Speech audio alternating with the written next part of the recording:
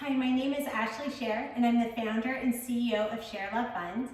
And we are going to continue with our yoga, ethics, and lifestyle philosophy section and talk about the yamas. So this is an intro to the yamas video. Yamas are part of, it's the first limb of the 8 limbs of yoga. And in this, we're not going to talk about all the limbs of yoga. We're just going to focus on yamas and the niyamas. And for the yamas, these are the restraints. This is part of the yoga ethical code. We're not teaching this as gospel. We're teaching this as a critical thinking exercise. And the yamas are about the restraints, the restrictions.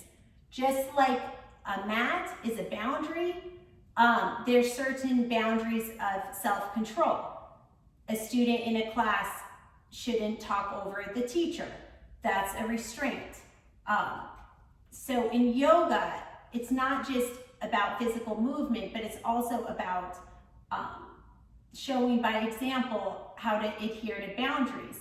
And children who learn to keep healthy boundaries, maybe in preschool, it's the physical space.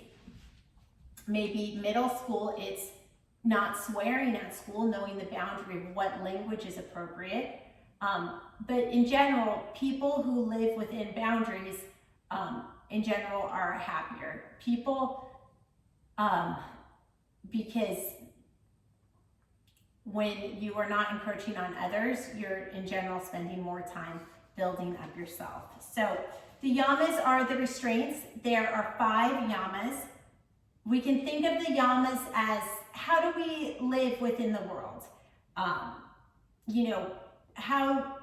How far can we take something?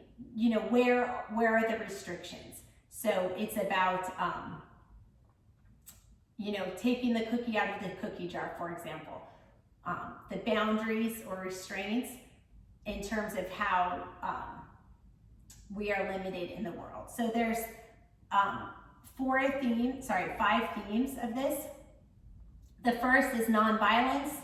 The second is honesty. The third is the concept of not stealing.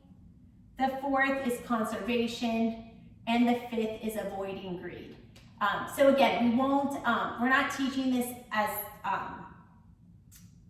something that's gospel. What we're teaching this as is these are principles that are related to yoga and that are very old, since the 2nd century. And just like children learn mythology in school, maybe some of these principles might be relevant to you as you incorporate yoga in your teachings to children, or maybe they're not relevant to you, and that's fine too. This course is meant to cover the entire scope of everything within the Yoga Alliance accreditation guidelines, and some things are going to be more or less relevant for people. So we'll take a deep dive into each one individually, and that was just an overview.